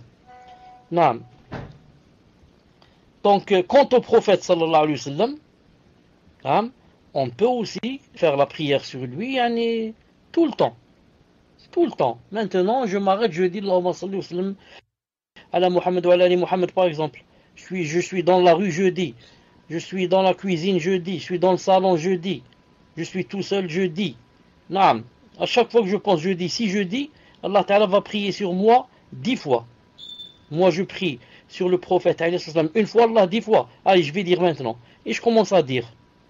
À chaque fois que je dis, j'ai quoi? J'ai, Inch'Allah Ta'ala, des récompenses si je le fais pour Allah. Mais si je vais dire, non, je vais fixer des jours spéciaux, dans ce cas, ça ne marche pas. Je voudrais savoir si c'est autorisé lorsqu'on fait des invocations. Lorsqu'on fait des invocations, c'est autorisé de lever les mains. Parce que ce qu'il faut savoir, c'est que l'invocation se divise en 3. Là où c'est bien de lever les mains, comme par exemple l'invocation de la pluie, comme lorsqu'on est sur Arafat, quand on fait la Umrah et on monte aussi sur la montagne Yadik. Ça, ce sont les endroits où c'est bien. Ensuite, deuxièmement, les endroits où c'est interdit. Les endroits où c'est par exemple dans la salade. Par exemple, entre les deux soujouds, je me prosterne, je m'assois, avant de me reprosterner, je lève mes mains. Ça c'est haram. Ou alors qu'on font les chiites, quand ils disent Allahu Akbar, ils lisent Zama, ils lisent, ensuite, ils s'inclinent. Ensuite, Sami Allah, quand il dit Sami Allah, il lève les mains et il s'arrête un peu des doigts, ils regardent le ciel, ils font des doigts. C'est interdit. Et ce qui est interdit aussi, par exemple, sur le mimbar, le vendredi, l'imam, par exemple, il termine la khutbah, il commence à faire des doigts. Pas pour la pluie, spécialement Dieu. C'est interdit. Donc maintenant, on a dit que lever les mains pour les doigts, ça se divise en 3. Là où c'est permis, c'est bien. Là où c'est interdit, reste quoi le troisième? Le troisième endroit. C'est quoi? C'est là où ce n'est pas interdit et là où ce n'est pas interdit. C'est-à-dire, ce n'est ni le premier cas ni le deuxième. Dans tous ces cas, dans tout cet troisième endroit, la base c'est de lever les mains dans les doigts, comme a dit Cheikh Ibn Uthaymin. À cause du hadith authentique que Allah Ta'ala yistahi. Allah Ta'ala yistahi, a de la pudeur, yistahi. Si quelqu'un lève ses mains vers lui, de les lui rendre vides. Yistahi, Allah subhanahu wa ta'ala. Donc, quand on veut faire des doigts, on veut lever les mains, la base c'est de lever les mains. C'est ça la base. Naam. Tfadal.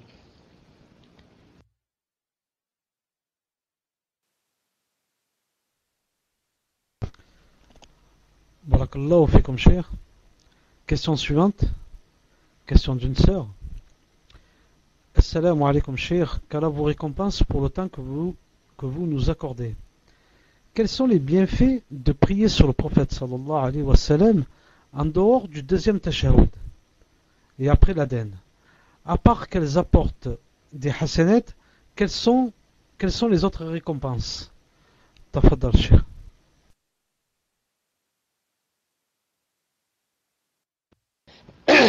La plus grande hasana que ça rapporte, quand c'est pour le adhan,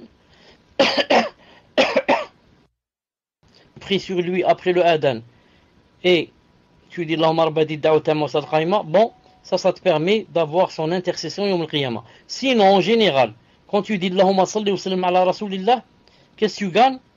Tu gagnes que Allah subhanahu wa jal va prier sur toi 10 fois. C'est ça le plus important. C'est pas de gagner des hasanat. Allah subhanahu wa jal va prier sur toi 10 fois. C'est pas une fois, 10 fois. Qu'est-ce que ça veut dire va prier sur toi? Devant ses anges, Allah Azza wa Jal, devant ses anges, il va te faire les éloges et dire que telle personne est bien, et telle personne est ceci, et telle personne est masha'Allah. Naam, Allahu Akbar. C'est pas une chose facile. C'est pas une chose facile.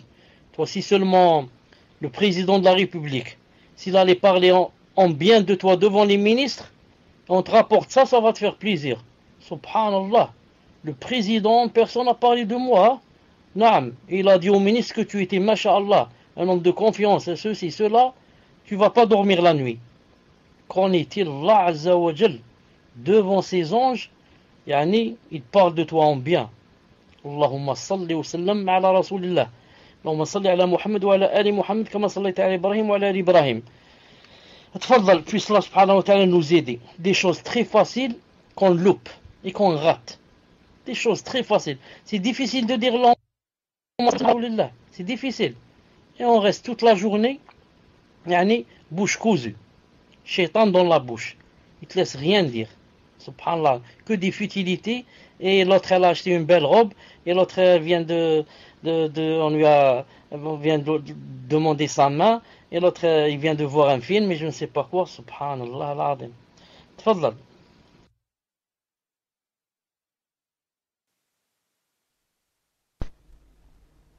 Barakallahu fikum, cher. Question suivante, question d'une sœur. Quel est le jugement sur le fait d'amener son téléphone aux toilettes alors qu'il contient des applications avec les noms d'Allah, du Coran, etc. Jazakallahu khair, Cheikh. Tafaddal, Cheikh.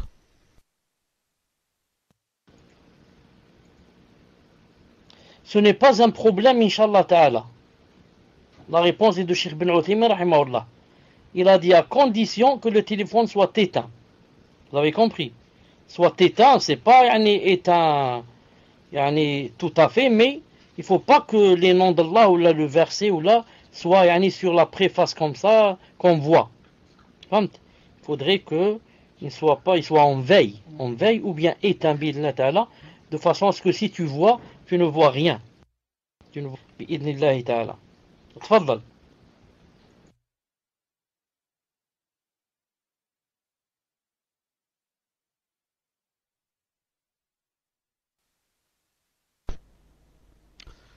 Le frère Toufik a posté, la personne qui a posé la question précédente dit: pouvez-vous lui demander de préciser, s'il vous plaît, car pendant la khutbah, j'ai entendu qu'on ne pouvait pas lever les mains.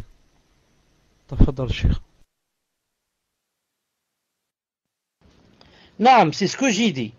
Si vous avez entendu que j'ai dit qu'on pouvait lever les mains pendant la khutbah, ça veut dire que il y a eu un lapsus. Ça veut dire que c'est pas ce que j'ai voulu dire. Naam, quand j'ai cité la khutbah, c'était dans le deuxième cas, l'interdit. L'interdit. Dans la khutbah, on ne lève pas les mains. On ne lève pas les mains. C'est interdit. Et il a vu quelqu'un lever les mains, il lui a dit Qabbah Allah tikal yadayn ou yad. Il a dit, j'ai vu le prophète sallam que il levait seulement le doigt. Tout le monde lève les mains. J'aimerais savoir comment répondre à une personne qui dit que tout le monde lève les mains. Que veut dire ici tout le monde lève les mains? Est-ce qu'elle veut dire les présents, les prieurs, ou bien tous les imams lèvent la main? Demande-lui que veut dire ici la personne.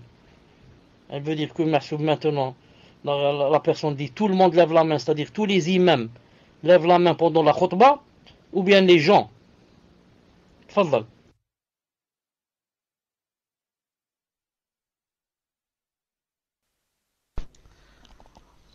En attendant la précision de la personne, On va passer à la question suivante. Assalamu alaikum wa rahmatullah wa barakatuh. Je voudrais savoir le jugement sur le carmin de cochenille et l'al- et l'al- et l'alcool dans la nourriture, si c'est autorisé. Barakallahu fikum. Cheikh, le carmen de cochenille, c'est un produit, c'est un colorant alimentaire.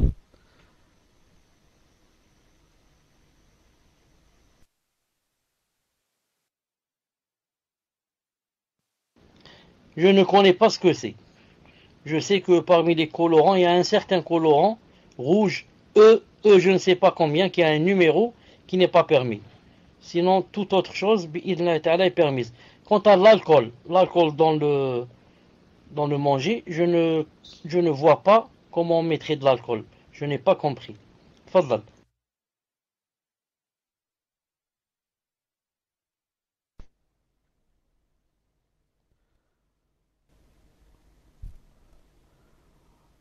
Cheikh, pour le carmen de cochenille, c'est le E120. Alors, je ne sais pas si c'est celui-là auquel vous pensiez. Et l'alcool dans la nourriture, en fait, il y a des plats cuisinés qui se font à base d'alcool. Comme par exemple rajouter du vin, ou Allahu alam, si je ne me trompe pas. Tafaddal, Cheikh.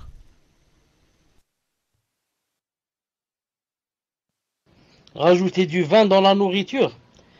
Un enfant de 3 ans, il va te dire c'est haram.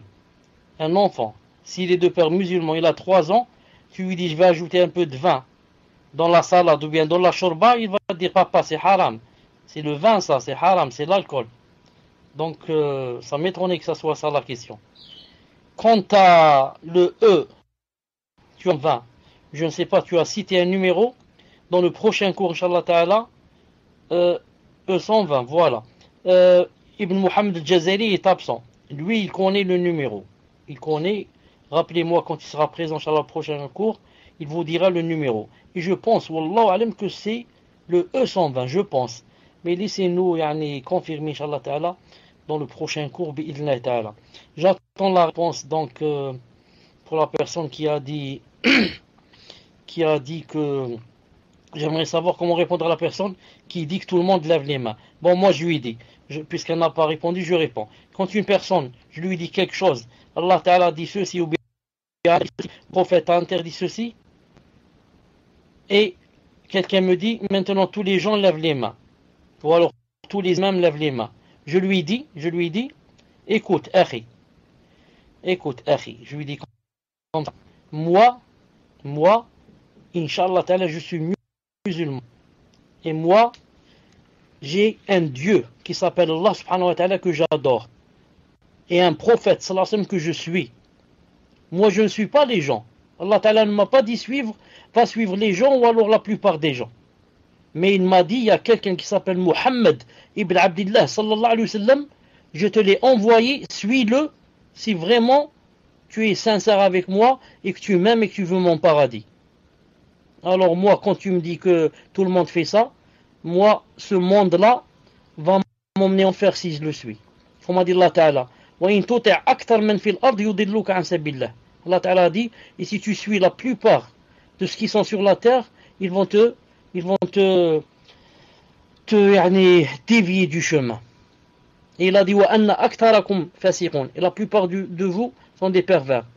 Et la plupart ne connaissent pas la vérité comme ça. Donc, la plupart des gens disent ou font cela, je lui dis, écoute, alhamdoulilah, moi je suis pas la plupart des gens. Moi je suis une seule personne qui s'appelle Muhammad ibn Abdillah sallallahu alayhi wa sallam. Et maintenant je te dis, Muhammad ibn Abdillah sallallahu alayhi wa sallam a interdit cette chose. Maintenant toi, tu veux suivre les gens, va suivre les gens. Va suivre la majorité. Moi je suis Muhammad sallallahu alayhi wa sallam et le Coran. Voilà, Inch'Allah Ta'ala, pour le cours d'aujourd'hui. Subhanakallahumma bihamdik, shahadu an la ilaha illa ant, astaghfiruka wa atubu ilayk. Assalamu alaikum wa rahmatullahi wa barakatuh.